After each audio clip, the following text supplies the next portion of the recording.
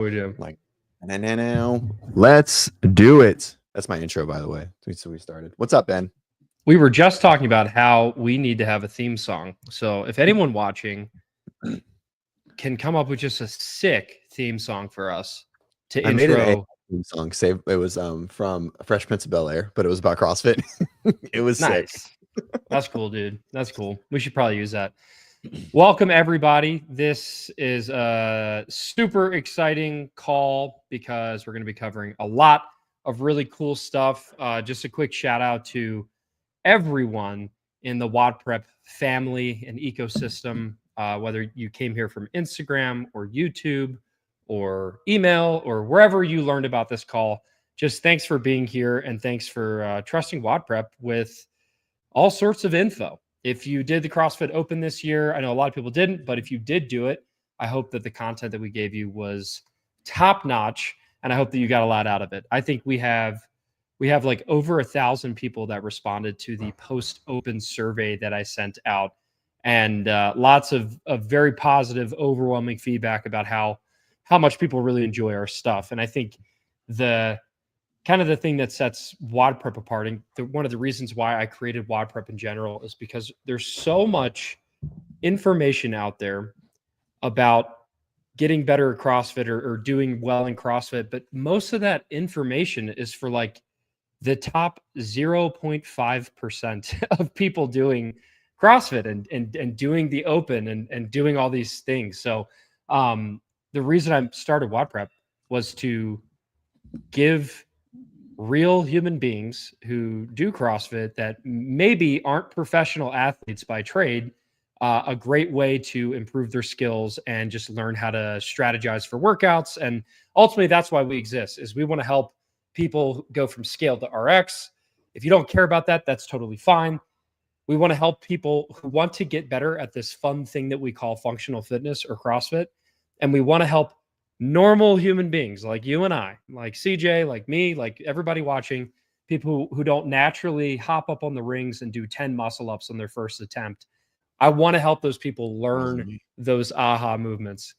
I still remember like one of the best moments of WODprep ever was the first time I ever helped someone get their first ring muscle up.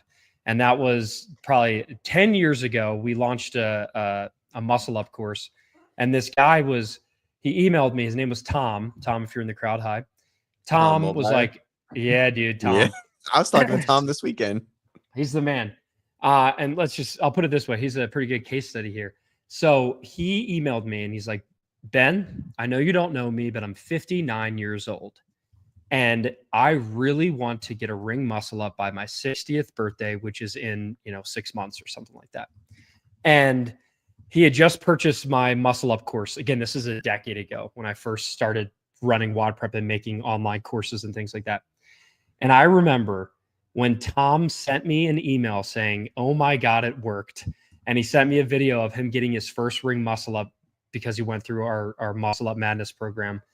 And fast forward a few years, and now Tom is an absolute savage. He can do 10 plus unbroken, and he's made it to the CrossFit Games, a handful of times as a master's athlete at that point, it was like the 55 to 59 division. Then he went to the 60 plus and now 65 plus. He's just a savage through and through. And he's been a WODprepper for a really long time. So pretty awesome. Love that guy. And no matter what age you are, whether you're a newbie, younger, scaled athlete, or you're an older, like want to qualify for the CrossFit Games athlete, there's probably a few skills or a few missing pieces that if you focus on fixing those missing pieces, just like Tom with his muscle ups, when he unlocked those muscle ups, he was able to qualify for the CrossFit Games and just be an awesome human being. So shout out to Tom. That was a good case study. If there's, I'm looking at the comments here. Are these all the people who normally troll you on your podcast? Do we have the usual suspects here? Usual suspects, but not 53 of them. So, but Heidi is being genuine. So Heidi asked, but when I use 35-pound dumbbells, I don't have the energy. She said she's not joking. She's usually joking, but I want to answer it directly. Basically, when she does RX, she can't operate in life. And that's 1000% okay. There's nothing wrong with that. This call is for the athletes that are feeling like they're stuck and they want to improve a specific skill. It doesn't even mean that they want to RX every workout or whatever. They're just stuck for a muscle up or stuck on double under learning and, development, or they don't have the strength for, the RX weight or whatever that may be. And that's their goal. And that's who this call is for. Now you guys can stick around and continue to troll in the chats, and I totally appreciate that. But if you don't want to RX workouts every week, that doesn't mean that you can't work towards building more skills, right? Those two are not like Mutually synonymous. Like, exclusive. yeah, there we go. Yeah, that one. So I'm here for you, bud. all right. Yeah. So I think what sets, like, part of the reason why I fell in love with CrossFit, and I'm sure some people watching are the same way, is when I started off, I couldn't do most of the things, double unders, muscle ups, right? Everything. I couldn't do pretty much anything, but I saw people who could do them. And I was like, I can be like that person. Like, I think I can learn these things, even though, I'm technically, not necessarily in my prime. I wasn't in high school anymore. And I started picking up things like double unders, things like muscle ups. And to me, it's like when those things clicked and I had that aha moment, and I went from not being able to do something and physically thinking I couldn't even do it to doing it. Like the first time I snatched 225 pounds, like that feeling of personal accomplishment. I worked at something, I practiced, I trained, I showed up, and then I was rewarded by achieving said goal. That's kind of what makes CrossFit so special. Yeah, there's competition, and yeah, the actual methodology, helps keep you in shape without having to train for hours and hours and hours and hours.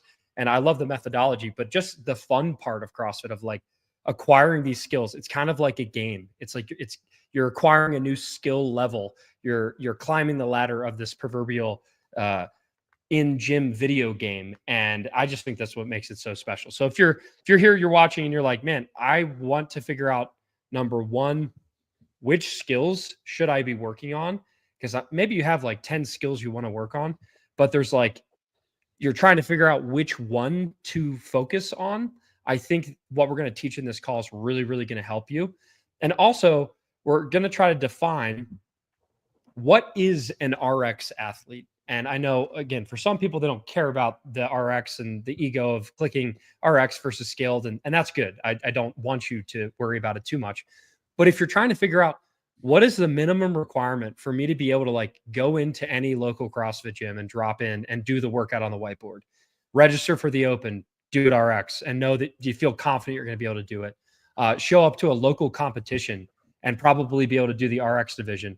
We're going to go through some of the, we're going to try to define in this call what makes an RX athlete. And then we're also going to talk about how you can identify where and what to practice so that you can level up and improve your fitness in the most efficient way possible. So that's what we're going to cover on today's call. Sweet. I'd also love to know, like, as we get started, I would love to know where everyone's tuning in from in the comments. Like, we have the comments pulled up. We can see them. We'll share the best ones and not the ones that are trolling us. Maybe we will. But let me know, where are you tuning in from? I'm just curious. I think we have people from all over the world. I know this time zone was a little tricky, but I think we have people from all over the world. We got Florida, Canada. Seeking your weakness? Canada, eh? Texas. The great state. Oh, more Texas. Texas in the house. Sweet. Florida. Dang, dude. CJ, did you recruit a lot of Floridians? Yes. They all know me. All right. Sweet. Let's do this. CJ, let's start to define. Let's define what it means to be an RX athlete. Yeah. So I think this is a pretty, this one's really tough, right? There we go. Thanks later. So I think this one's really tough. It really just depends, but we're going to do our best, right? And so basically, an RX athlete subjectively is defined as someone that never has to scale anything, no matter what the workout is, etc. But even top 1% athletes, like if they see a hard enough workout, they're going to have to scale it to hit the stimulus. Okay.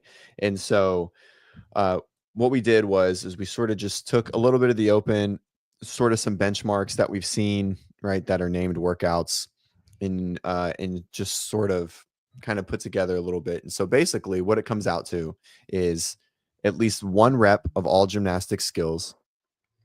Okay. More specifically, about 8 to 10 kipping pull-ups, 6 to 8 chest to bars, 8 to 10 toes to bar, unbroken. These are all unbroken. Double unders and 30 unbroken reps, at least 1 bar muscle up, at least 1 muscle up, 6 to 8 kipping handstand push-ups, at least 1 strict handstand push-up, at least 5 feet of unbroken handstand walking. And then weights are really challenging. And so we just took a very basic approach for the weights. And so it's a snatch 135-95. Mainly, we chose that because if we don't really see any standard workouts that are heavier, I know we've seen heavier in the open and things, but you can do at least the starting weight. Maybe you can't do 225, right? So even 23.3 as an athlete that's been top 1% almost my entire CrossFit career, I couldn't have finished that workout, right? And I can't finish a lot of the load, but I can RX them, right? So this is where it gets a little wishy-washy, but snatch 135-95 or 115-75 for 55 plus. Clean and jerk 185, 125, and then deadlift 275, 185. Okay. And then finally, you have the requisite movement ability or mobility to accomplish these movements safely. Right. And so,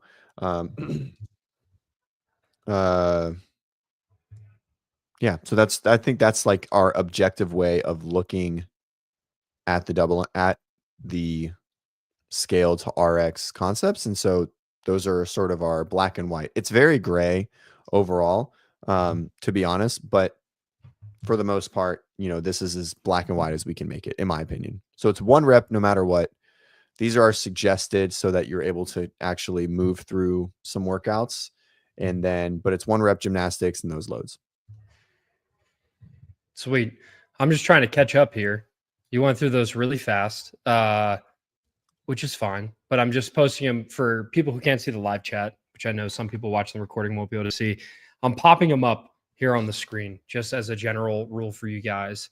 Talk to me a little bit more, CJ, as I continue to copy and paste these prerequisites and share them. Talk to me a little bit more about, so you said an RX athlete, the first thing you said was at least 1 rep of all gymnastic skills. Why was that the first place you started? So, gymnastic skills specifically are unlike weight or even aerobic capacity, right? If we look at the CrossFit pyramid, okay, CrossFit pyramid goes metabolic conditioning, or nutrition first, metabolic conditioning, gymnastics, weightlifting, sport. Well, metabolic conditioning is the most important for all athletes everywhere for GPP. But when it comes to sport specifically, when we can't do the movement we have to scale, everyone can move slow through a workout, right? So metabolic conditioning, while it is still the foundation of this entire world, it truly isn't the foundation of becoming an RX athlete, which is like poison coming off my, it's like, I hate saying it, but it's true. There are very strong people that can just throw themselves up over the bar or on top of the rings or can rip a bar off the ground that won't beat someone that's weaker than them by a long shot. So with that being the case, you have to be able to do at least one of the movements or 1 rep of all gymnastic patterns to be able to call yourself an RX athlete, even if you have to chip away, right? Most of the time with weights being second, right? That includes a double under, right? Put a double under into gymnastics. With weights being second, a lot of the time, especially in like the open or standards or like benchmark workouts, the weights aren't super, super heavy and they also change.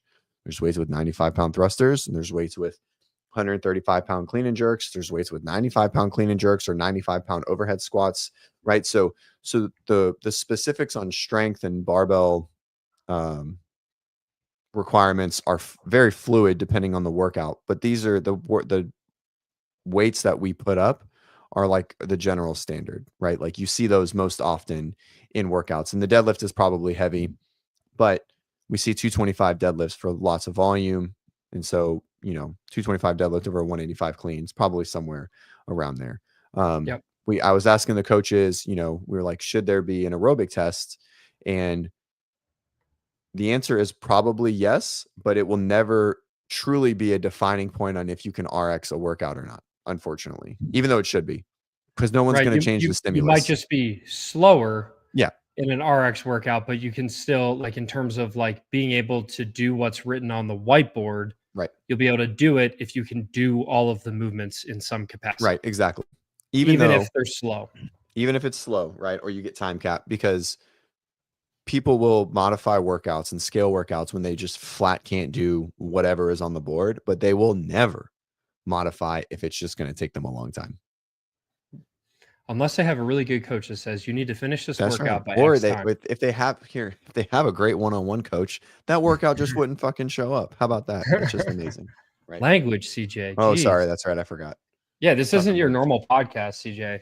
Sorry. Just kidding. You can cuss if you want. Thanks. So really good question here by Kyle. Is it normal for larger men to struggle with handstand push-ups and wall walks? And that brings me to the point that I want to make. So if you noticed, when CJ was talking about these theoretical things that you need to be an RX athlete, the gymnastics skills are basically, can you do the skill? It doesn't matter what weight you are, how big you are. It's going to be much harder for some people who are a lot bigger to do things like strict handstand push-ups or wall walks or, strict pull-ups than it is for someone who's a lot lighter. Same thing goes for the weightlifting totals or the weightlifting numbers. So the snatch, clean, jerk, thrusters, deadlifts.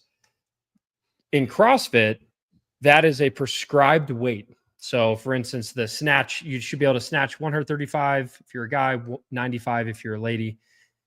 It doesn't matter whether you weigh 135 pounds or 235 pounds. You need to be able to move that weight in order to be defined as an RX athlete.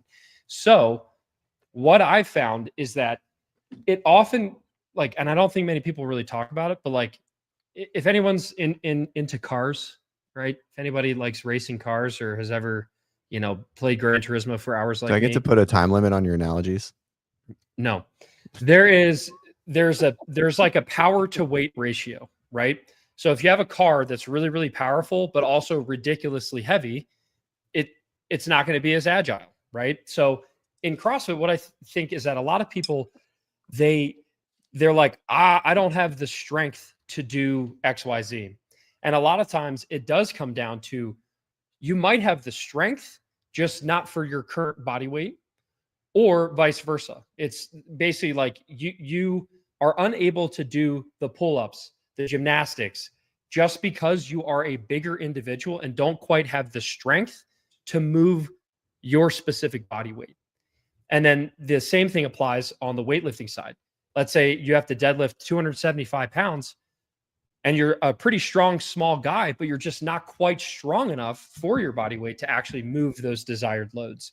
So I think that a lot of these things, when it comes to getting better at the gymnastics, comes down to a lot of times increasing your strength or decreasing your body weight, or a little bit of both. That helps a lot. Like, when's the last time you've seen an Olympic gymnast that, isn't completely shredded? They're super lean, but also super strong. That's why they're so good at gymnastics.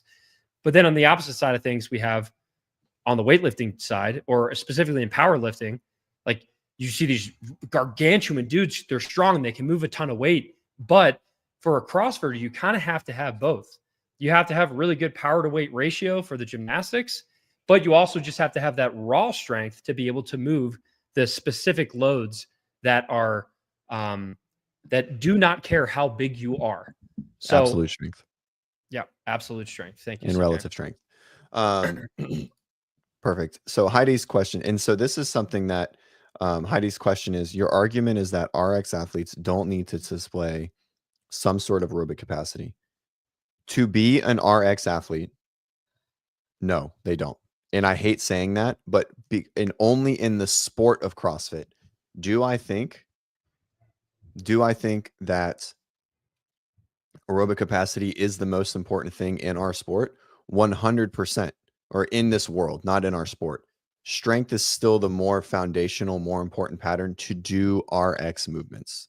Strength is the reason why everyone in here that's listening that can't do muscle ups, handstand push-ups, bar muscle ups it's 90% of why they can't do it.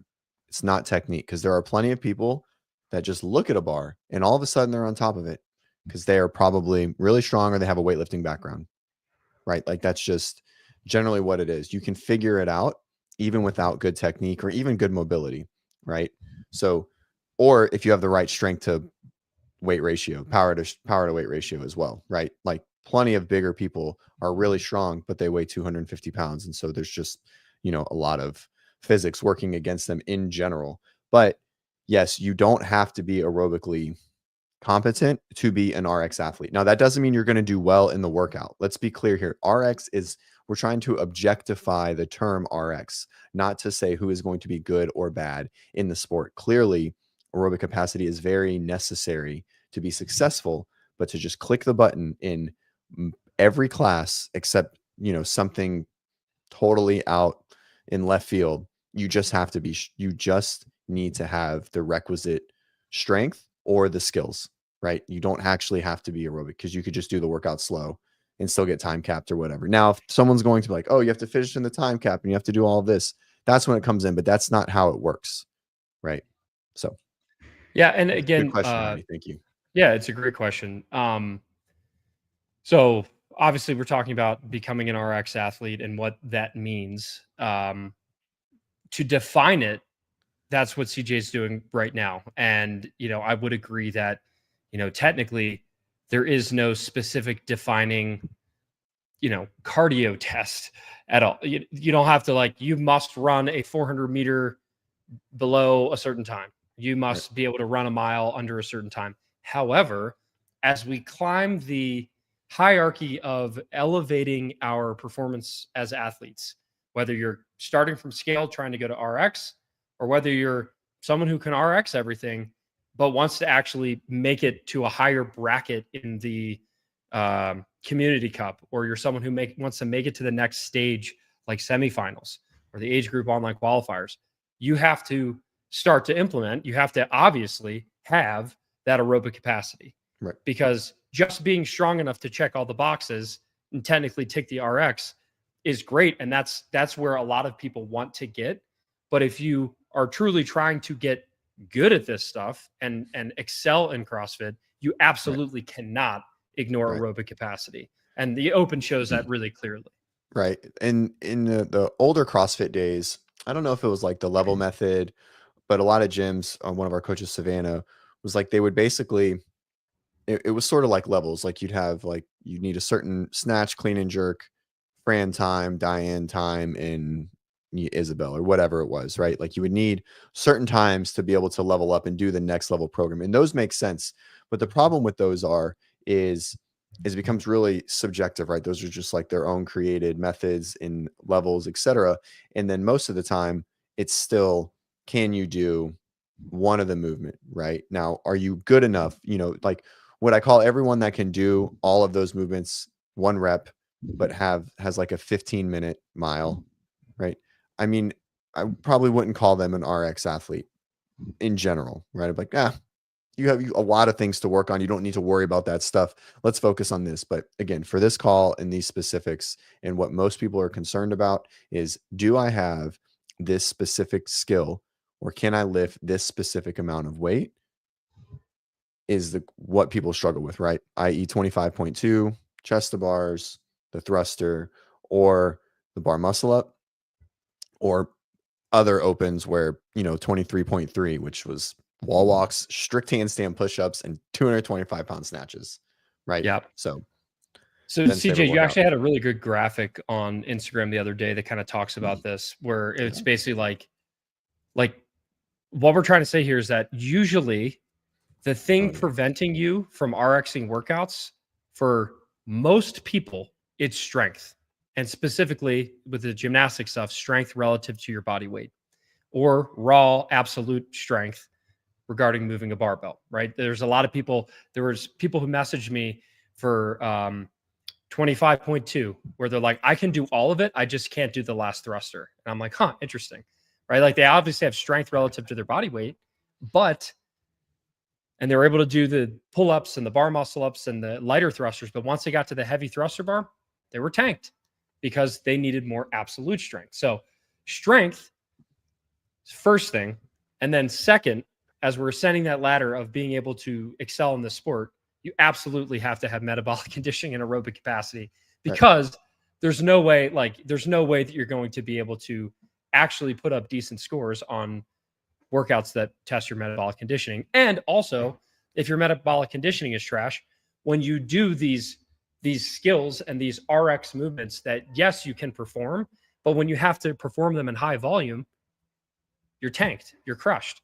So they do go hand in hand, but it's just very hard to define an RX athlete with an aerobic capacity test. Right. Patrick has a question. As a master's level athlete, 69, I do the women's RX in the gym. That is when weight is prescribed. We'll do the women's weight. Am I justified in calling that RX? Well, if they don't do a 55 plus variation, then I mean, it's again, right? Like, is the thruster, for example, right? So what I would do if you're really trying to figure out the load based on that, find those movements and see what they were in the open. And that's sort of where, or if, because they're for benchmark workouts, there's no 55 plus variations. So what I would do is, if it's like a thruster and using 65 pounds, go look at the 55 plus thruster weight for males. And then that's the answer that I would give. Yeah. But I think, but Patrick, you're also doing a great job of like, you're making a good decision. A great way to approach it. There's other people in your age bracket that are like, I'm just going to do the men's RX weight. And it's just like, you don't have to, because there's a reason we have age groups, and at 55 plus, they start adjusting the standards quite significantly. So you can always refer to past open workouts to really start to gauge the whether or not you're moving enough weight in practice. Sweet. Okay. CJ, I also wrote one other note here. Ready. When it comes to an RX athlete, talk to me about your favorite word, mobility. Oh, yeah. How does that come into play? Because I get a lot of feedback from people that are just everyone. Like, I can't do it because I don't have the mobility. Right. So before we do anything, we need to have the requisite ability to just do the movement, even if you do it a little ugly. And a lot of people can't. They can't overhead squat. They can't swing on the rings, right? And so if you're at that point, working through that end range positioning of like overhead flexion or deep squatting, hip flexion, elbow extension, those kind of things. Those are really our two most of the time. Maybe hinging at the hip, right? Those are two, and then our third, really where we see people struggle the most, and then front rack, right? I think front rack's generally a big one. So bar, overhead, or hanging, any form of squatting, and that gets more difficult. Front squat's easiest, then back squat, then overhead squat, and then hinging with efficiency, right? And so if we are unable to do that, at least close to what we deem appropriate, right? Always remember, try not to like throw ourselves under the bus. Technique is subjective.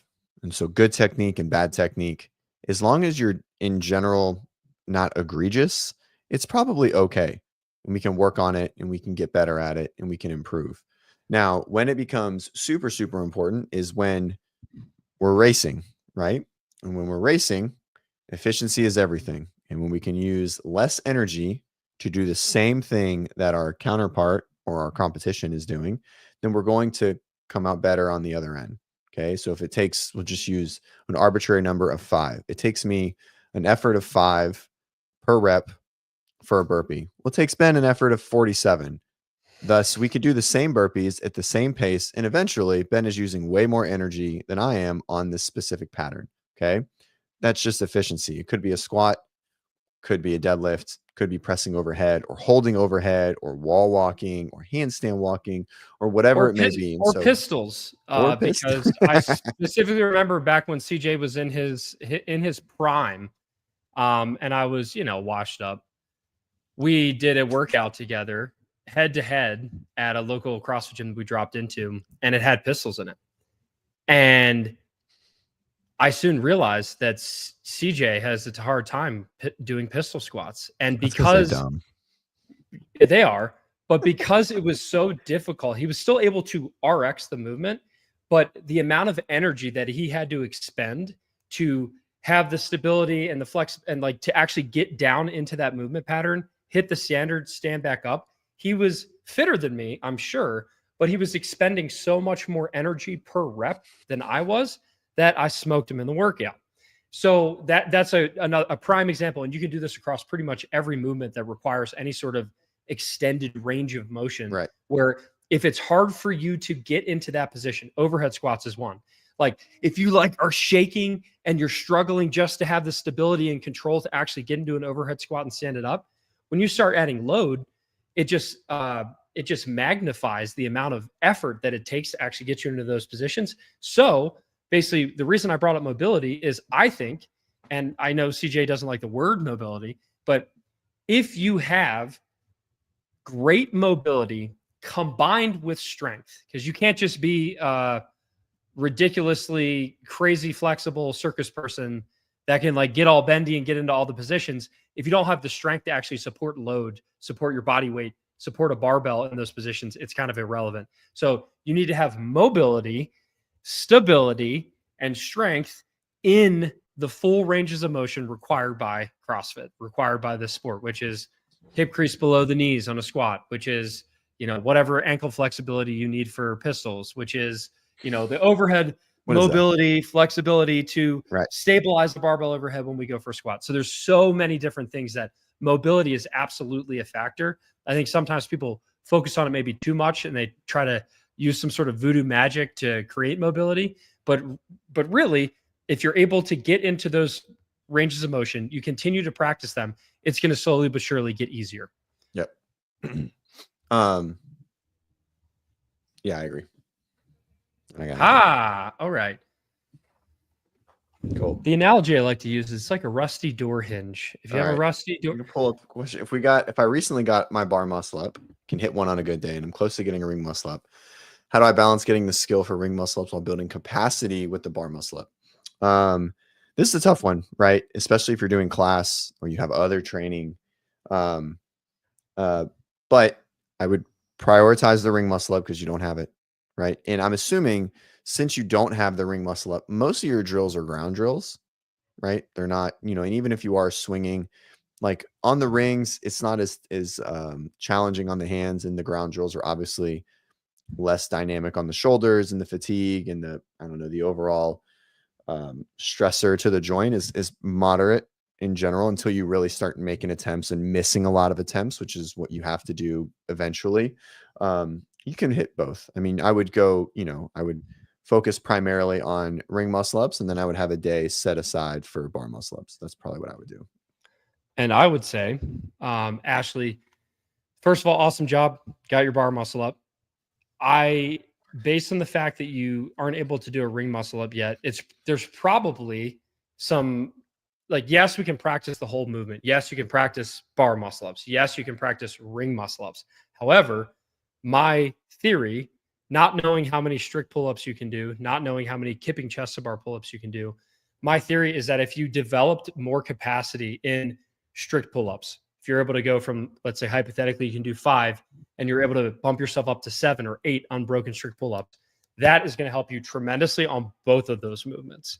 So a lot of times, if you have a specific movement you're trying to learn, break it down into what are the building blocks for that movement. And if you build up capacity in those building blocks, it's not only going to help you in learning a ring muscle up, it's also going to help you with bar muscle ups and pull-ups and so many other things. So that's what we teach, is we like to take the end movement and say, we're not just going to practice this. We're going to practice the bits and pieces that build to that thing.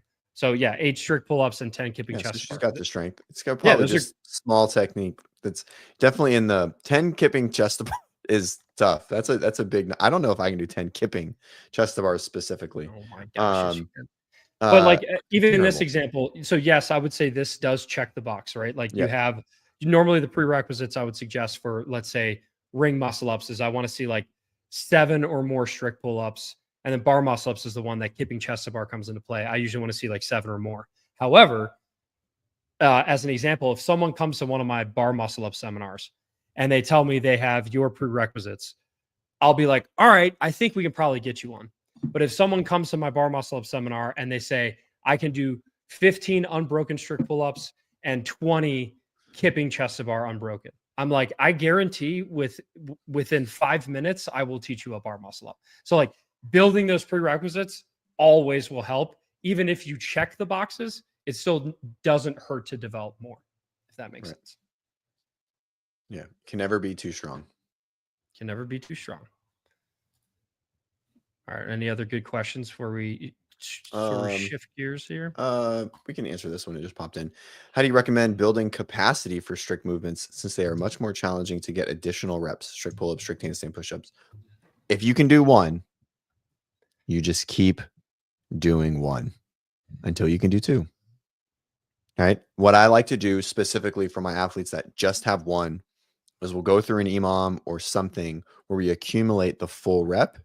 And then usually we'll go right into some form of like banded or modified pattern that is very, very similar. So that for strict pull-ups, we'll do strict pull-ups and then maybe we go into some negatives. And then I go right into some like really heavy horizontal rowing of like a dumbbell row or something like that. Or for the strict handstand push-up, we'll do strict handstand push-ups basically until they're missing or that EMOM runs out. And then we'll go to an elevated and then start to accumulate volume from that that raised position or the easier pattern.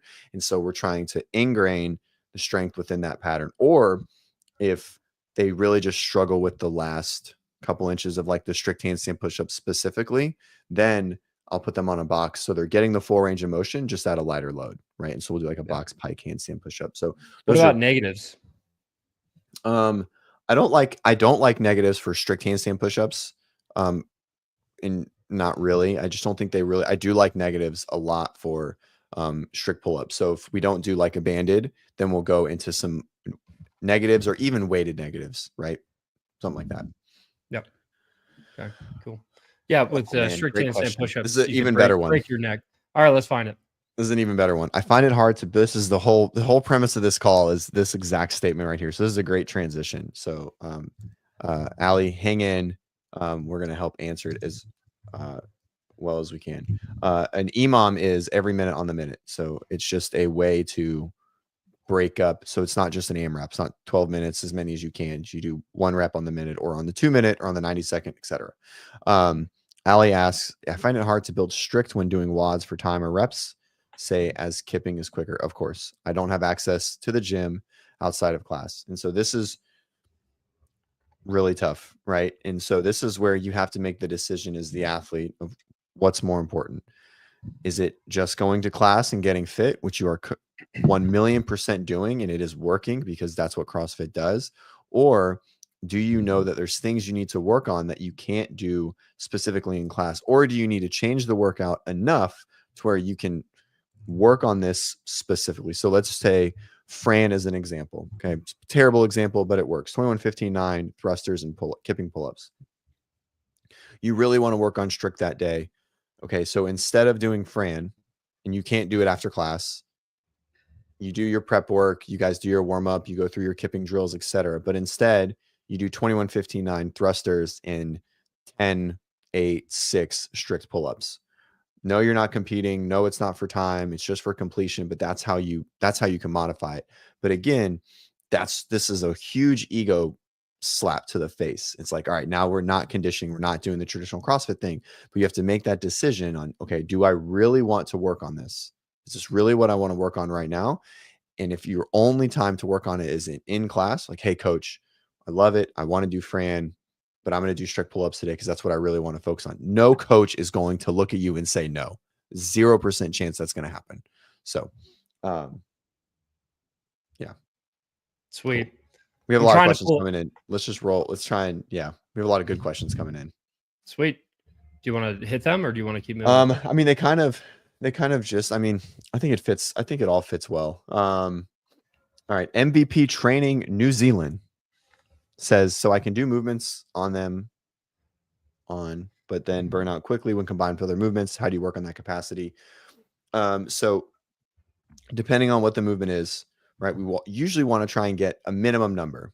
And this is very different for age groups versus younger athletes versus male and female. But say it's muscle ups. Okay. Gus asked the question early. He's like, I can do 18 unbroken muscle up, but can't hold 5s to 7s when paired in workouts. Right. And so that happens to a lot of people, right? We're really comfortable with big sets, or we have the skill, we have the strength, but when we get tired, we don't have a lot of ability to maintain technique or do the movement at all. Okay. And so once we can do them, right, we build volume. Okay. So we start to build capacity. So we have 1, now we build up so where we can do 5. And this is arbitrary, any movement. We get 1, step 1. Now we build capacity. So be able to do 5 in a row or 10 in a row or 15 in a row. Okay. Now you want to build capacity under fatigue, right? Or repeatability solo. So now we just do EMOMs of the movement. Okay. So now it's like 5 on minute 1, 5 on minute 2, 5 on minute 3. Okay, great. Now I can do that. Now I can do 7 on the minute. Okay. So once we get to that point, then we start to add other things involved. And the other things initially are just breathing. So if it's a muscle up, sorry, I've got the hiccups. So if it's a muscle up, just run. So 200-meter run, 3 muscle ups, 200-meter run, 3 muscle ups. So the heart rate is up. Okay. Then you can go to a bike, an assault bike or an echo bike. Why is the assault bike different? Because now there's some arm action. Now the arms are going to be a little fatigued, but not a lot. Right. And so then we see there. So those are what we call complementary movement patterns, meaning those are what we see in mixed conditioning that aren't going to directly affect and fatigue the muscle up itself. And then we start to go into things like barbell cycling or rowing or burpees. And all of these will start to directly affect the muscular ability of the arms, hip flexors, kipping, grip, etc. And so that's the general order that we go in when we're trying to build capacity of movements in workouts. Amanda's the best example. Amanda's one of my favorite workouts. I love it. Okay. 975 squat, snatch, muscle up. Okay. Very compounding. The snatch is a direct interfering pattern to a muscle up. A lot of pulling, a lot of pressing overhead, shoulder endurance, grip, all the things. So Amanda is the worst workout to build and get better at squat snatching and get better at ring muscle ups. So what do? We go through that same order that we just talked about. And then eventually if you're like, okay, I really want to work on Amanda. So maybe you do 3 squat snatches, 3 muscle ups, rest 2 minutes, 3 and 3, rest 90 seconds, 3 and 3, rest a minute. And then you progressively build based on that. So that's how we start to build capacity within movements. We still take the same orders to learn them. And then we start to just slowly add the mixed stuff to it. But we add the easy stuff first and then progressively add the hard stuff as we're able to do it while we're breathing. Great question. Great question. CJ, love that question. All right. If you're building strict handstand push-ups, would your progression be strict box pike until a certain number of unbroken reps? I like to go in between box pike handstand push-ups because of the range of motion, and even into like a deficit. So like hands on a plate and head below, like if you're really comfortable there, and doing some elevated strict handstand push-ups as well. I don't really like to do anything over about 3 inches for an elevation, which is like just over an ab mat. Anything other than that, the range of motion is so short that it's silly, right? It's like quarter squatting to like a 24-inch box and saying that you squatted heavy. It's like, I don't know, maybe. Right. So, so that's what I like to do for strict handstand push-ups. Ben, do you want to answer a question? Love it. Yeah. I mean, you're on a roll. And I was also pulling up some stuff here. So a couple really good ones have popped up here, but, Archangel F. If I can have access to CrossFit Box at any time, how would you recommend structuring training to be good at gymnastics, strength, and endurance? How many times a week should I train? So why are you laughing? Because they should just join WODprep programming. Yeah. So so it all depends. Like, are you following your local affiliates class programming? If so, Right. that's totally fine. And actually, at the end of the call, I'll share how like we can help you as WODprep basically take your class programming and fill in the gaps with practice for specific movements that you're trying to learn. Oh, but if you're someone that's like, I just go to open gym and I do my own thing, then I definitely would say try WODprep programming. It's pretty comprehensive. A pretty smart dude writes it. He's right there. And as you can see him geeking out on all of this stuff, on all the questions, he loves writing programming. And we have a lot of people in there that absolutely love it. So if you're looking for like full daily workouts, like a track to follow that gives you a daily workout to hit, and there's a leaderboard and everything, WODprep programming is a great option. And then if you're looking to learn specific skills, which I feel like is probably most people, they're like, hey, I already go to a gym. I followed their class workouts. I got buddies in class that I like training with, but I just need help learning all of these things that are preventing me from getting better. That's what we're going to start shifting gears and talking about now. So, and you can keep the questions coming. Hopefully CJ will stay on top of them and find the best ones. But I want to see if you guys know what the biggest problem is with I do daily workouts at my CrossFit gym. There's no problem with it.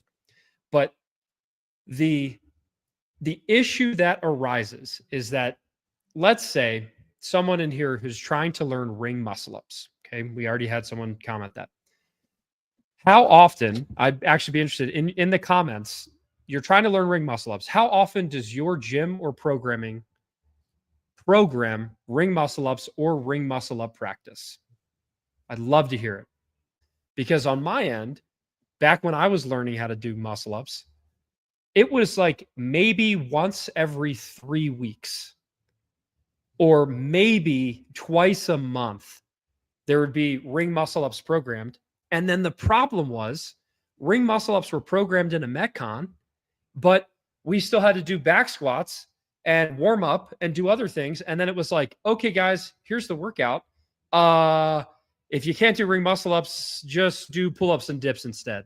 There was like most classes, some are better than others. Some have developmental stuff, but most classes, most programming, unless you're following WODprep programming, doesn't have time built in to specifically practice these skills, whether it's gymnastic skills or barbell skills that are holding you back from like leveling up. And all you need is practice. So cue the Allen Iverson meme, if anyone's aware of that. Like, we're talking about practice. Like that's the missing piece that an overwhelming majority of people who follow WODprep, who ask me questions, the huge missing piece is they have great daily programming that they love. They just don't have a plan or a structure or really an understanding of what to do to work on specific skills outside of class or around class, before class, in the warm up, after class, during open gym hours. And like, that's exactly the problem that we set out to solve. And obviously I'm going to talk about that in a little bit. Yeah. So yeah, So like ring muscle ups 5%, ring muscle ups 0.1%, right? That's a Right. great analogy. It's like oftentimes you'll see these movements that you're trying to learn programmed, but you have like 5 minutes. Like any good coach is probably just gonna be like, all right, it's can't do it. I guess you'll just do something else. You'll scale it down. And that just doesn't give you the opportunity to actually develop the movement. And that's what's missing here. Right. And so it's twofold. It's very hard to program developmental work in a class program because a lot of people are nowhere near a muscle up, specifically to the muscle up, right? Which is totally understandable. But there are just as many people that want to learn muscle ups that aren't getting it in class, right? And so that's where someone like WODprep or any type of program comes in to work on that development. It takes the time and it takes the specific practice, like Ben was saying. Can't learn. It's very unlikely if you didn't learn it in your first 3 months just by coming in and like swinging yourself on the rings, that you're going to learn it at this point without some very dedicated practice, drills, skills and drills in time, not under fatigue. I think that's like the driving point. We never learn to sprint faster when we're tired. We just learned to run longer. Those are two completely separate things, right?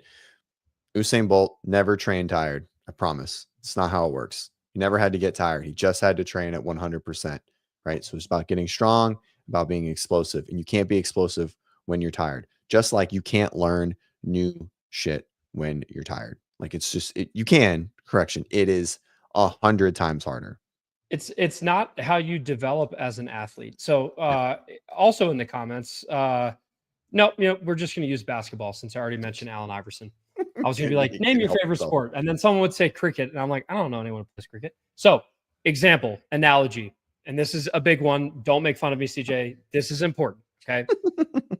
Okay. So let's say we have, we'll use Kobe Bryant, rest in peace. And no one hates Kobe Bryant. He's amazing. He was an amazing basketball player. When Kobe Bryant was becoming one of the world's best basketball players, do you think he only did 5-on-5 scrimmages, full court, or played in basketball games in the NBA? Right? The answer is obviously no. And you look at that and you're like, of course not, Ben. Kobe probably practiced his 3-point shot. He practiced that iconic turnaround jump shot with the fadeaway. He practiced ball handling drills. He practiced defensive slides. He practiced in the weight room. He got stronger. He practiced more than he played. And that's, I think, where there's kind of like a disconnect in the CrossFit ecosystem and functional fitness is like we're trying to develop as athletes, but a lot of times all we want to do is play games. All we want to do is 5-on-5 scrimmages. We get to the workout and we're just like, let's beat everyone on the leaderboard. And that's like the equivalent of playing a game of basketball. You want to win the game. But how we develop as athletes, whether you're trying to be good at basketball, baseball, CJ was a college baseball player, bass fishing, obviously. That's what I was in college. No matter what athletic endeavor you're trying to pursue. By the way, that actually doesn't qualify at all. Bass fishing is the exception. No, I disagree. I literally would practice in my room flipping a jig under my couch. Oh yeah, and I'd practice, right? So like even bass fishing, okay? All right. Any sport you are trying to develop in, you break it into its individual pieces and you practice that thing in a controlled environment. That's what CJ was talking about. Like Kobe wasn't practicing his turnaround jump shot in the middle of the fourth quarter of a playoff game. He practiced it when he wasn't tired, or he practiced it in a controlled environment, repeated reps over and over and over until he got so good that when it showed up in a game, he can make the shot. So that's what I want us to think about as we're trying to develop. If you truly want to develop as an athlete, that's how you need to approach the sport of fitness. If you are just trying to stay in shape and be able to play with your kids as you get older, that's fine too. But for people who are here, people who follow WODprep generally, like, we want to get better at the sport, regardless of where on the leaderboard you are. You want to get a little bit better at the sport, and that comes down to actually doing practice. And that's what we're going to talk about. Are there any questions you wanted to pull up first? Stacy's is good. I mean, this is pretty much what we're going to talk on specifically. Yeah. Our recommendation is 3 days, right? Like skill development, 3 days a week is it. And we'll see why. That's kind of how our whole courses, all of our courses are designed in 3 days a week. Our strength courses are designed at 4 days a week, but we'll talk about that when we get to there and why they're a little bit different. But 3 days a week is good, separated. Make sure your hands feel good, shoulders feel fine, et cetera, et cetera. But 3 days a week is the sweet spot, we think. Mm-hmm. We hope so, because our whole company is built on that. So it's good. Violet says a really good point, and it's Caitlin Clark does something like 103 3-pointers before practice, and obviously is pretty good at shooting 3-pointers. Pretty famous for that. That's exactly what I'm talking about, right? So right now, I want you to be thinking about everyone watching, listening, the recording, stuff like that. It's like, what are a few movements that you cannot do, but you feel like you're close to getting? Those are the movements that we need to knock over first. Those are the dominoes we want to knock over first. And here's what I mean. There's probably some people watching, they're like, I want to do a ring muscle up. Okay. And I think we had someone ask, like, how do you know what to choose? I want to work on everything. How do I know which ones to choose? Here's kind of a framework. to put it through. We kind of call this like the RX roadmap. And actually, I might even be able to pull that up. But basically, you have to identify, just like I mentioned earlier, I forget who I was replying to. There's like fundamental building blocks at like the lowest level that create the next level of skills, that create the highest level of skills. So for one specific example, if let's say unbroken ring muscle ups is the highest level skill, right? Like, or in this example, you want to learn big sets of unbroken ring muscle ups. You first need to start by developing strict pull-ups and dip strength. The next level beyond that, especially because we're talking about big unbroken sets, you probably need to develop a strong kipping movement, a good hip hop is what I call it, like actually being able to generate momentum. So kipping pull-ups, kipping chest to bar. And then the next level is getting that first ring muscle up, even if it's strict. And then the next level beyond that is taking all the fundamentals that you developed and turning that strict ring muscle up into multiple unbroken kipping ring muscle ups. And that's kind of the hierarchy that you have to approach it. So when you're trying to identify, I want to work on this skill and this skill and this skill and this skill, it's always important to identify what's the most important one that will help me unlock other skills. So strict pull-ups is a great example, right? That like when you're good at strict pull-ups, a lot of other things will get easier. Kipping pull-ups, for example, not necessarily butterfly, kipping pull-ups specifically. If you get really good at kipping pull-ups, especially kipping chest to bar, guess what? Bar muscle-ups just got a heck of a lot easier. Kipping ring muscle-ups just got a heck of a lot easier. So that's what you have to look at it through that lens of like, what's the next domino I can knock over that makes the domino after that a lot easier to knock over. And that's how I want you envisioning it. Obviously, if you have any questions about that, please feel free to ask in the chat because we're gonna dig even deeper into that. Cool. Good stuff. Good stuff. All right. So a couple questions rolling in. I think this is good to break up us just talking at the screen. Should there be days strictly devoted to skill work? CrossFit L1 says yes, and I agree. I think it's really hard for people to accept that in general. So I think it's very person specific. Some people just can't, like Ben. I love Ben, but there is 0% chance Ben would just go in and do technique barbell work and gymnastics drills in a session. I wholeheartedly disagree with you because when I was so full of shit. Right now. Yeah, sure. right now, right. But yeah, listen, right now. But back when I was training at a high level, absolutely. Right. I did that all the time. And so I think 100% sessions should be like this, especially if you have very high intensity sessions.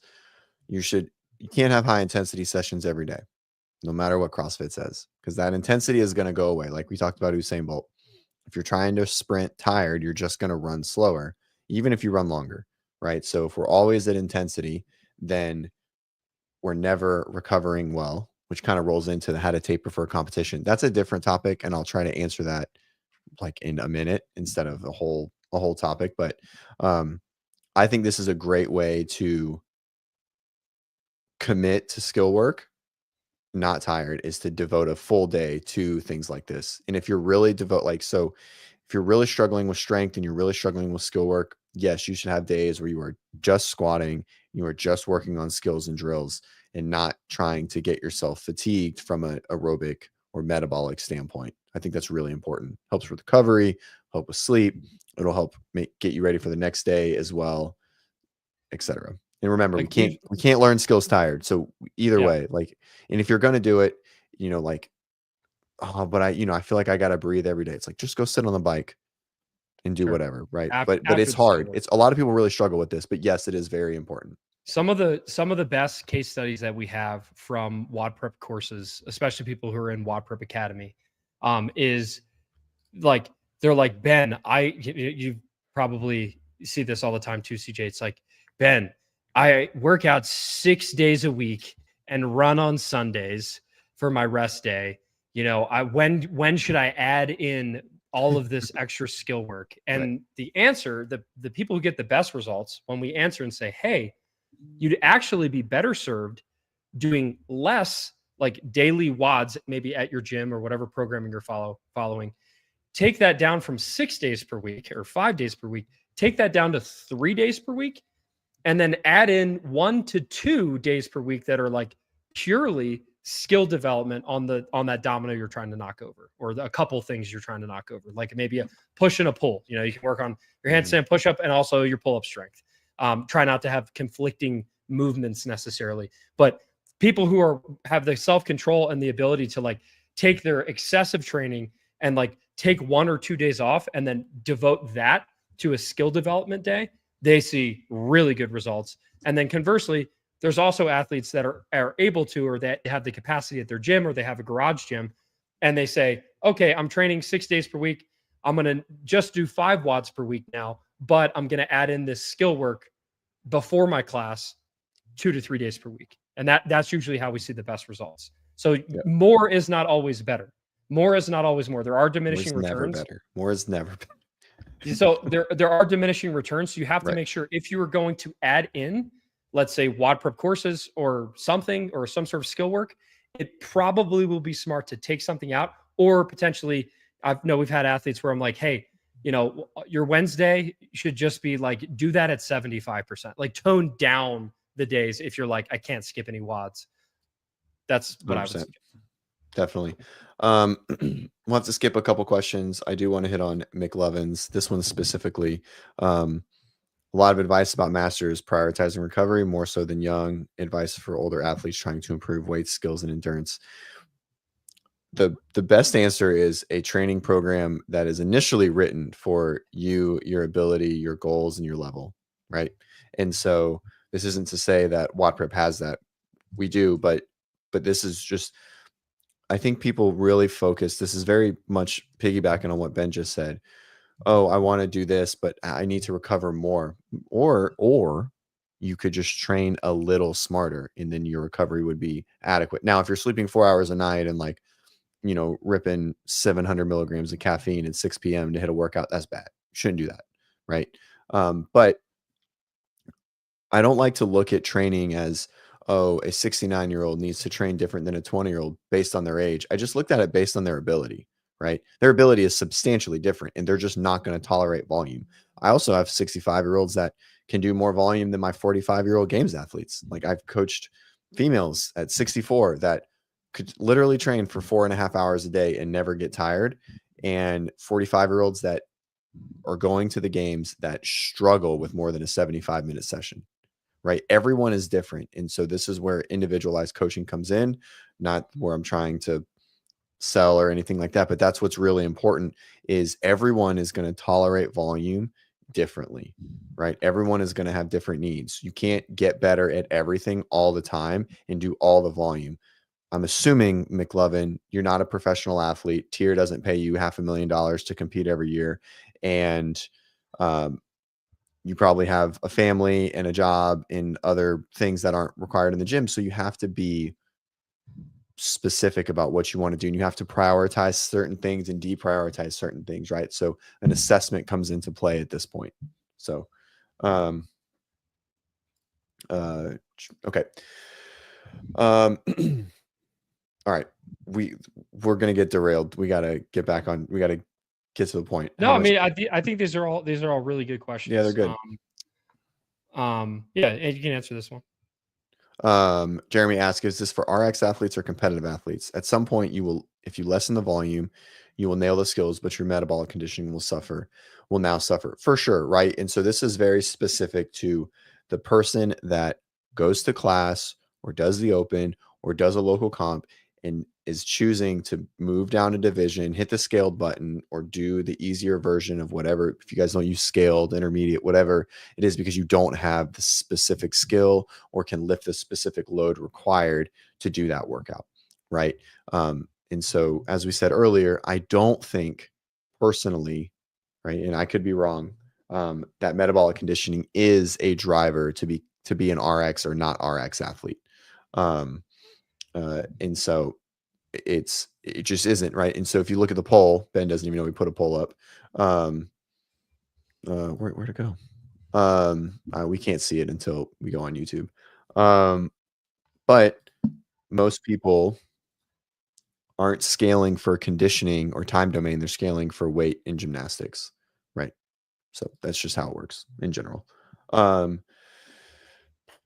David says, I feel like metabolic comes quicker. And this is very, very, very specific.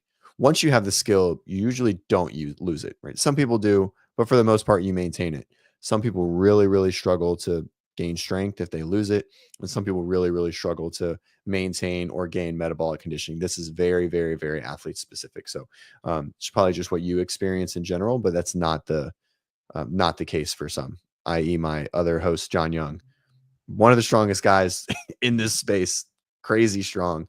That dude cannot get aerobically better. He really struggles with it. So, yeah. Sweet. All right. What's next?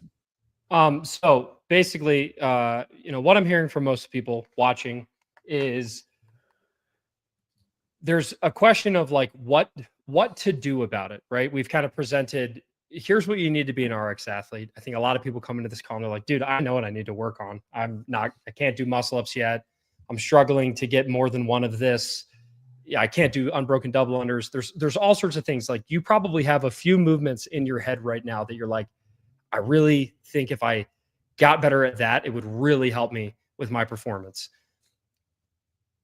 What we do here at WODprep is exactly the problem that I set out to solve by creating WODprep. Was if you already go to class, you already go to your gym, or you already follow a program, how can you just add a perfect little cherry on top that complements your normal programming to help you achieve the skills you are trying to achieve in the right order, so that, like I mentioned earlier, you knock down one domino and then the next domino is even easier and then the next one's even easier. So how can you ascend to RX every single movement, whether it's a barbell movement, a gymnastics movement, double unders, all the different things that we have to do, increasing your weightlifting total, all of those things can be done, but you need to have a plan.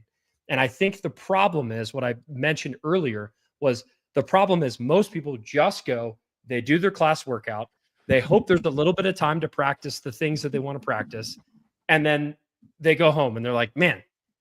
And then they wait until that specific movement, like muscle ups, is programmed again in 3 weeks or 4 weeks. And if you do that, imagine if Kobe only practiced his jump shot once every 4 weeks for like 10 minutes in the middle of a game, right? It's just like, that's ridiculous. You have to treat it like you're an athlete. You have to break it down into individual movements. So if you guys want, and some of you won't want it, and that's fine. Some of you will want it. That's what I'm going to talk about, how WODprep, moving on after the Open is now done. I have some really, really cool stuff that we're releasing for the first time ever. I'm announcing it today that will give you a chance to work with me directly, meaning you get to literally hop on a call with me and I help you come up with a plan of action to help you figure out what movements you need to work on.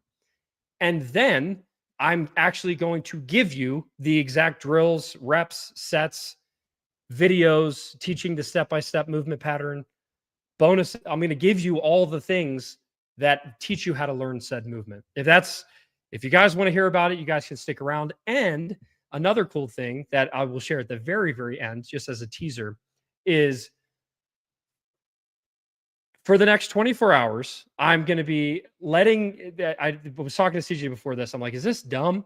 But no, it's going to be a lot of work for me. There's going to be a special bonus where you can literally send me, there's going to be a 10-point video analysis, meaning you send me a video privately. It's not public. Don't worry. You're sending me a video of your pull-up, of your double unders, of your snatch, you're doing all of these 10 movements that I want to see. And then I'm literally going to sit down and give you a full-blown video breakdown review that shows you maybe what you should do next, or here's where you're messing up. Like someone earlier was like, I have the prerequisites, I just can't do a bar muscle up. Chances are with a couple cues, you're going to get them. So that is coming. I'll tell you more about that at the very end, because that's like the last little sweet bonus. But if any of that is of interest to you, stick around, because that's what we're going to talk about right now. In WODprep, for those who are new here, you might not know this. For those who are old here, you're like, yes, we've heard this before, potentially.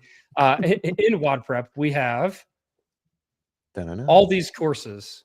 Can you see my window, CJ? Oh, Yep. you can. I can see it here. So in WODprep, we have all of these courses. We have a double under course, multiple of them. We have pull-up courses for strict pull-ups, kipping pull-ups, including chest to bar, butterfly pull-ups, including chest to bar. We have core development courses, handstand walks. We have everything. Weightlifting, WODprep weightlifting. Shout out to CJ. He helped make that. He was the creator of it along with Savannah. Toes to bar. We have an engine development course. We have a course for bar muscle ups, a course for ring muscle ups. We got a lot of stuff. And over the years, basically, I've been developing for the last decade, I've been developing these courses to do exactly what we're talking about. If you identify, let's say, I'll click one of them. If you identify that you need to work on double unders, you can come in here, you can join Double Under Pro, and then normally it's $197 for that course. But I realized that like there's a lot of people who oh, hold on, did I leave it? History. Oh my gosh. There we go. Don't worry, I have nothing bad in my history. Okay, so there's just want to make sure. There's a lot of people who want help on all of the things, not just double unders. They want to work on every specific movement. And that's why I made something called WODprep Academy. So WODprep Academy is basically, I've taken all of the courses that I normally sell for $197 each. Like if you bought the double under course, $197, and you can do that. That's fine. But if you have multiple movements you want to work on, maybe now, and then once you get those movements, there's a new layer of movements you want to unlock. So let's say you want to get better at pull-ups. And then once you get pull-ups, you want to get better at kipping pull-ups. And then when you get better at kipping pull-ups, you want to learn bar muscle-ups. And then you want to learn ring muscle-ups. That's why WODprep Academy exists. So what WODprep Academy is I took all of the courses that I developed over the past decade and I put them together into one membership. And with that membership, you get unlimited access. You don't have to wait for enrollment to open. You don't have to wait for any of the like open and closing stuff. With WODprep Academy, you have access to every single course that we've made for every single skill. So that includes all of these skills, this engine development stuff, strength stuff. As you know, this is all stuff that we talked about. You need to work on. You need to work on skills. You need to work on strength. You need to work on your aerobic capacity. Yes, that is important. All of those things are inside of WODprep Academy, including all these courses and all these bonuses. Basically, we've created like an RX roadmap that you get along when you join it, where we teach you like, you want to start with these things at the bottom. And then when you're good at these things, you work on these things. And then when you're good at these things, and you just kind of climb the ladder all the way up until you're RX ready to go for everything. Normally, if you bought all of these courses separately, which believe me, no one has done, but actually some people have come close. Some people have, definitely. Some people have come close. They've literally, as we release a course, they're like, I buy it because it works and it's worked for them. If you bought all the courses separately, I'm pretty sure, I think it says it somewhere on the page. It's like it's $5,203 if you were to buy all the courses separately, which is a great deal, obviously. Yeah, still be a great deal. But if you join WODprep Academy, normally the WODprep Academy pricing you can see here is, I'll come down here. There's 3 different options. If you join WODprep Academy, there's the monthly options, $49 a month. There's the annual, $399. The lifetime's $1,497. Again, that's lifetime. You never have to pay again. You get access to everything and all future courses. But right now we're actually running a big sale. So CJ, I think you have the links pulled up for that, or the QR codes. Right now, all of these are going to be on sale for the next week. And I'm going to stop my screen here. And here's like kind of the juicy part. Here's the bonuses. So a lot of you have probably heard of WODprep Academy. It's got a lot of great stuff. We have thousands of testimonials from people like Sarah, one of your athletes, CJ. She started with WODprep Academy. She like learned how to do her first toes to bar, and then bar muscle ups, and then handstand push-ups. And now she's like way fitter than I've ever been. That's like one case study. Right now, WODprep Academy is on sale, and you can join it this week for the next 7 days, completely on sale. But one thing that I'm doing this year that's totally brand new is that regardless of which version you join, I am running a weekly live coaching call. That's right. Every single week, and this is going to be a lot of work for me. Every single week, I'm going to hop on, not a call like this, where it's just me speaking into the black abyss. You're going to hop on a private Zoom call with me if you want, if you're available during the office hours, and you can ask me any questions you want about training. You can ask me to review a video. You can literally be in the gym and be like, hey, watch me do this double under, and I'll give you live feedback on the call. So that's going to be happening every single week, a 1 hour office hours with me every week for the next year. Plus, another thing that I'm doing is once per month, I'm actually going to take this camera setup and I'm going to set up in the studio, and I'm going to give a full, usually 60 to 90 minute full seminar on a specific skill. I'm still working on the schedule, but chances are the first one's going to be bar muscle ups. And then it's probably going to be double unders. And then maybe some handstand walks, handstand push-ups, butterfly chest bar.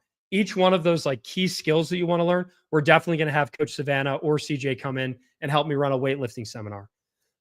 Every single skill that you're thinking on the top of your head, we will have a full-blown recorded seminar that you can attend live. And again, it's not in a setting like this. You will literally be on a Zoom call where you can ask me questions via audio. You can even demo the movement and I give you feedback right away. It's going to be an interactive, like as if you're in here in person at a seminar. Because I realize like with WOD preppers all over the world, not everyone can fly here to do a seminar that I run in this local gym. So this is the best thing. The next best thing is actually doing a live seminar, an interactive seminar on Zoom where I'm actually teaching you live in person via Zoom. So everybody gets that. So you get all the courses, you get a discount because we're running a discount right now if you scan those QR codes that are down here. And you're getting the weekly live coaching calls, or the weekly office hours, we'll call them. Plus, you're getting access to a monthly seminar. And again, these are private seminars. This isn't going to the public. Monthly seminar where I'm teaching a specific skill. All of that, plus any future courses, any bonus, as long as you're a member of WODprep Academy, you get everything we add to it for no extra charge. So, people who have joined WODprep Academy, let's say 2 or 3 years ago, they've gotten double under pro, they've gotten WODprep weightlifting, they've gotten raw strength, and probably a couple others that I'm missing. So as you join, or when you join, you'd never pay a cent more, and your membership only increases in value. So that's a pretty cool thing. And then the next thing is that if you decide to purchase the annual or the monthly option, I'm doing a 30-minute one-on this. I'm going to be very busy over the next couple months. But if you join the annual or the lifetime option, you get a one-on-one video coaching call with me, which means it's literally me and you hopping on a Zoom call. I send you a Calendly link that fits with my schedule, it fits with your schedule. You book a call, and then it's me and you riffing, talking about what are your goals, how can I help you, what courses should you take. I'll review your videos. It's literally a one-on-one coaching call with me. And that's, again, if you join the annual or the lifetime option. And then the last little sweet bonus that I'm going to add, or actually 2 more. If you're someone who's got cash money and you're willing to invest, if you join the lifetime option, we're doing Willy Wonka here. Okay. You get a golden ticket to a WODprep camp. So the lifetime option, it has a huge discount on it. So for $9.99, you get access to all of WODprep Academy for life, but you also get a free entry to any WODprep camp between now and December 31st, 2030. So that's usually $1,000 camp. Normally we sell tickets to our 2-day camp. We ran one here last year. The MSRP on that is $1,000, $997. You get that totally free, and you can cash it in at any point within the next 5 years, basically. So that's a pretty cool feature. So if you want the most value and you have expendable income, lifetime option is probably the best option. If you're like, I can't quite do the lifetime option, but you still want the live weekly coaching calls, you still want access to the seminars, you still want to have a 30-minute one-on-one call with me, then annual is a great option. And if you're like, hey, man, I don't know about all this, I don't know if I can commit to all this, then monthly is a great option. With the monthly, you're still getting access to the weekly group coaching calls that are on Zoom and the monthly seminars. So the choice is yours. They're all on sale for the next week. If you want to join. And then that last thing that I'm mentioning, I kind of mentioned earlier, anyone who joins any of the WODprep Academy, so that's monthly, annual, or lifetime, if you join within the next 24 hours, so basically we'll say by March 27th at midnight my time, which is mountain time. If you join within the next 24 hours, either any of the 3 WODprep Academies, I'm going to give you a personalized 10-point video review where you're going to send me 10 different videos of 10 different movements of your choosing, and I will give you a detailed breakdown of what you can do to improve that movement. They're going to be long videos. It's going to be super detailed, but I will literally pull up your videos on my screen and give you a full detailed analysis. So that's it. Okay. Yeah. I wrote it on this ugly sheet, but yeah, you can see it. So again, as a review, I'm going to you're make getting it a bigger. Give me a discount. second. Yeah. You can get a discount if you join monthly. Normally it's $49, but now it's going to be $39 a month. If you join annual, normally that's $399 a year, but it's going to be $349 a year. And if you join lifetime, normally that's $1,497, so $1,497. It's going to be $999. And again, with this one, you get the free entry to a WODprep camp, the golden ticket. So if any of you are interested in joining, now is the time. It's the best deal we've ever run in terms of like all the bonuses, the live coaching calls, like all that stuff. It's going to be really, really valuable. And also, if you're like on the fence, one thing that I want to share is like when you buy WODprep programs, we don't trap you, we don't trick you. There's no fine print. You have a full 60 days, which is like 5 times longer than anyone else in the industry. You have a full 60-day money back guarantee.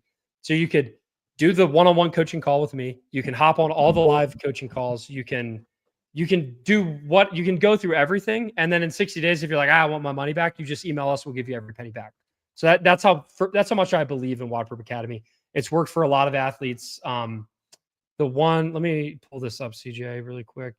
So you guys are going to kick out of this. This was not planned in any way, shape, or form.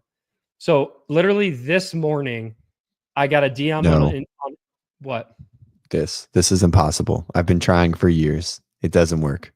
Actually, so it does come with a nutrition course. So you do get access to a nutrition course, and I have some testimonials for that one. But earlier today, I got this video, okay, from her name's Rachel, and she took our bar muscle up course, and she's in WODprep Academy.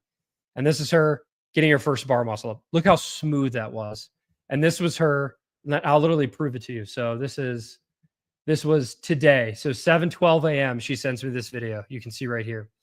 And then this was a few weeks earlier. I think this was like 5 weeks ago. This is what her bar muscle ups look like before starting the bar muscle up course. Okay. And now you saw the one that she just did. So all that goes to say, like, the courses work. We see a lot of improvement. And if you want to get access to all of them, a crazy good deal. Coaching calls every single week, monthly seminars, plus if you join the annual and the lifetime, one-on-one coaching call with me. And if you join the lifetime, free access to a WODprep camp. CJ, when are the dates? I think our next WODprep camp is here in Colorado. June 22nd, 21st, something like that. 21st through the 22nd. Yeah. You can come to that camp or any other camp that we host anywhere around the world, because I do plan on doing some traveling for WODprep camp here soon. Any camp that you're able to come to, you can cash that in, and it's no extra charge if you join the lifetime, and that's normally $1,000 camp. So that's it. That's my presentation. It comes with a 60-day money back guarantee. I'm sure I didn't even like look in the comments. I'm sure there's people trolling me all over, but the bottom line is WODprep Academy works. We have testimonials from every course that we offer. From nutrition, we just had a guy, Ori, who went through our nutrition coaching group. He lost, I think, 15 pounds in 8 weeks. Whoa. We've got people who are learning. Yeah, we have people who are learning bar muscle ups. Pretty much anything you're trying to learn, including mobility. There's mobility courses as well. It's all in there. So with that, thank you for listening to my presentation, CJ. And if you have any questions about any of this, please let me know. And also, please scan the links if you're interested in joining. And again, if you do join in the next 24 hours, I'm going to personally reach out to you and get those 10 videos from you so I can give you that 10-point video review. How long is the discount active? The discount is going to expire a week from Thursday. So whatever date that is, let's pull up my calendar here. So the discounts are going to expire on April 3rd. April 3rd. Cool. Awesome. All right, CJ, anything you want to add? I know that was a long monologue for me, but like, that was good. You've worked with a lot of one-on-one athletes, and they all came from WODprep Academy pretty much. Pretty much all of them. Yeah. It's yeah, I mean, I think I think what I see the most is people struggle with structure, right? A lot of people, our courses are well designed, but like it's not rocket science. It's just a lot of structure, right? It's easily digestible. The examples are good. They're short. They're to the point, and we have a pretty wild track record. And we've been doing this. I came into the company in 2017. Ben had already had 2.5 years under his belt and sold thousands of courses even at that point. And so, we've been doing this a long time. We've helped a lot of people go from scale to RX, and that's like the gist. And that's really what our focus is. And that's our unique selling proposition versus most people in this sphere, right? Like, this is what we do and this is all we focus on. Yeah, we do have some competitive athletes that don't need to worry about like skills and drills of the muscle up, but for the 98% of WODprep, like this is our bread and butter. And so these courses work really well. Yeah. So to answer a couple questions, and I forgot this in my long meandering monologue, is the way that we design all these courses. I know I like threw a lot at it. You're like, what the heck does a course mean? So the way each one is designed, generally speaking, especially the skills ones, is it's designed to be added into your normal training 3 days per week. But honestly, I always say 2 to 3 days per week. You don't like, even if you just do 2 of the sessions per week, you're going to see a lot of progress. And each session usually takes about 15 to 30 minutes, depending on the course. Some are a little longer, like the raw strength course and the weightlifting course. They're a little bit on the longer side, engine course. But the gymnastics skill course are usually in that 15 to 30-minute range. And if you get 2 to 3 sessions done per week, you are going to be doing great, and you'll see a lot of results, just like that one I showed you. I even forgot to mention, she was just in week 5 of the program and got her bar muscle up on workout 5.2, I think is what it was. So if you have access, the way we normally teach people is like, if you have a gym that you go to and you are able to show up 15 to 30 minutes early, a lot of people will use the WODprep skill courses or whatever course they're going through, and they'll do that as a warm-up before their class session. Or some people will do it as a cool down, not as recommended, but they'll do it after their gym session. Or some people get stuff done. Yeah. Or some people get stuff done at their house, like the double under course. You can easily do that at your house. The mobility courses easily done at your house. Like, there's a lot of stuff that you can get done in a small garage gym or in the comfort of your own home. But if you're someone who's like, I literally have no way to get to a gym facility that isn't the specific class I'm attending, then admittedly, WODprep Academy probably isn't for you. But if you do have flexibility and you are able to maybe ask your coach, and I've seen this happen a lot, it's like, hey, is it okay if I come in like 15 minutes early? I want to practice on my double unders before class, but I don't want to interrupt class. I just want to practice off to the side. A lot of people are going to give you a yes. Andrea, that's answering to your question specifically. Yeah, that's what I was answering. Allie asked, if you join annual, do you get access? Allie, you get everything on this sheet except the golden ticket if you join annual. Yeah. So yeah, you get all the courses, all the lives with Ben. If you sign up right now, Ben's gonna call you personally from his cell phone. You get I'm not gonna call you. Oh, just kidding. Sorry. And but I will literally I'm gonna personally email you, and then you're gonna send. Ooh. I'm gonna say what movements you want me to review. That's just as good. You're gonna send me videos, and I'm gonna send you a full-blown detailed video of me breaking down every single one of those movements with his shirt off. Just kidding. Sure. You can request my shirt off. Only for the next 24 hours though, because that one's gonna be a lot of work. But yeah, to answer that, like you get access to all the courses and the weekly live coaching call and the monthly skill seminar. You get access whether you join monthly, annual, or lifetime. You get all of those regardless of which one you join. It's just there's a couple bonuses, like the one-on-one 30-minute call and the golden ticket that are, the golden tickets for the lifetime one. The one-on-one call is for annual and lifetime. So those are the differences there. Cool. Sick.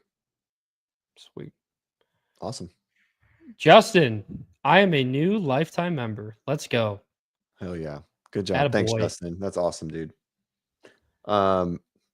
Youssef, what does it mean to, what does the scale mean in scale to RX? So in short, the way that CrossFit defines a lot of things is there's a prescription. There's the way the workout is written. So a certain weight is being used or a certain movement. And scaled means that you're adjusting the workout so you're able to hit it with the generally intended stimulus. And so you might have to change a gymnastics pattern to an easier pattern or a weight to a lighter weight. And that's what scaled means. But wait, there's more. Just kidding. All right. Anything else? Anyone else have any questions while we're still hanging? Yeah, if there's any questions at all, like I'm happy to answer it. And guys, like, yeah, we try to make this offer for everyone, but like there's some people it's not for. Like I'm not, I know I sounded like a infomercial slap chop salesman, but like we're gonna shoot you straight if this is a good fit for you and your goals. If you do have any follow-up questions, you can always just email me, ben@wodprep.com. Ask me any questions you want, and we'll give you a very honest review. I mean, like our customer feedback forms, we really take pride in giving good value to our customers. Our customer feedback forms, I think we average like a 9.3 or a 9.4 out of 10 in terms of customer satisfaction when people buy WODprep Academy. So just know, like, we're going to take care of you. And if in the first 60 days, you're like, this isn't a good fit. I can't do this. I'm having trouble finding time to get it done. You just email us and we'll give you every penny back. So Trish is old as dirt, and she asks if we can prorate her lifetime membership. Is there a silver sneakers discount? No, I'm sorry. Just do annual and go, Yeah, just do annual then. You'll be annual, fine. and then we'll see you at the WODprep camp. We all want to meet Trish anyways. We don't know who she is. Seriously. She's not a real person. WODprep camp, just for anyone who's interested in that, I will be sending out some emails. You'll see it on social media, email list, YouTube. Just pencil it in your calendars if you're interested. WODprep camp is happening here in Colorado in this amazing 15,000 foot gym that's right next to me. June 21st through the 22nd. Coach CJ is going to be there in the flesh. And yes, you will get to see him with his shirt off. We're going to be there with a bunch of other coaches teaching all kinds of good stuff. We had a lot of people come to camp last year and they loved it. I'm sure we'll have plenty of repeat people. But if you ever wanted to meet us face to face, hang out with us, and learn a lot, including an amazing after party, come to WODprep camp June 21st to the 22nd. Keep your eye out. We'll send out some emails. There will be some early bird discounts and stuff like that. But if you are like, man, I really want to come to that camp, and that's a date that's available to you to come to Colorado and do that, join Lifetime, because it's like a no-brainer deal. You get lifetime access plus the cost of camp all for the same price. It's a pretty good deal. So awesome. Thank you, Allie. And yeah, again, I'm super excited for everybody who's joining right now. I'm super stoked to do those movement reviews for you. I'm excited to see you guys and actually talk rather than talk at you. I will talk with you on the Zoom calls that are happening every week. That's going to be a good time. The seminars, it's going to be good. It's going to be a good time. Yep. It'll be cool. Sweet. Cool, and with that, that's about it. Good. Awesome. Well, hey, thanks guys. Thanks for joining. I hope we gave you some good information before we, what was his name? What was the guy's name? The info guy. Which Billy one? Mays. Billy Mays. Before we Billy Mays you, I hope we gave you guys some good information. If you're on the fence, follow some of the links that are pinned, or email Ben at WODprep or CJ, or hit us up on Instagram. We're here to answer questions. These sales are going to go on for a week. If you're looking at some of the bonuses or the ticket, etc., Lifetime is there. Some of these are going to go away in 24 hours. So if you're looking to have a call with Ben, jump on it now. But either way, this will be going on for a few more days for some of the other stuff. And so some of the discounts as well. I'll have the links up for all of our shows for the next week. And so we'll be on tomorrow with John to discuss this. John and Travis, the actual boys, are coming back if you guys have been watching our podcast. So we'll talk about the season a little bit, and then I have a morning show every Tuesday and Friday as well, where we just talk shit and just kind of hang out and talk CrossFit or whatever comes up. And so, but yeah, thank you guys so much for being here. We had quite a few concurrent watchers at one point, and barbell spin was going on at the same time. So for us to almost have 100 and for barbell spin be going on at the same time, that's pretty solid. Wow. Wow. Awesome. Yeah. So thanks again, and we will see you guys on the next one. Adios. Thanks for being here, everybody.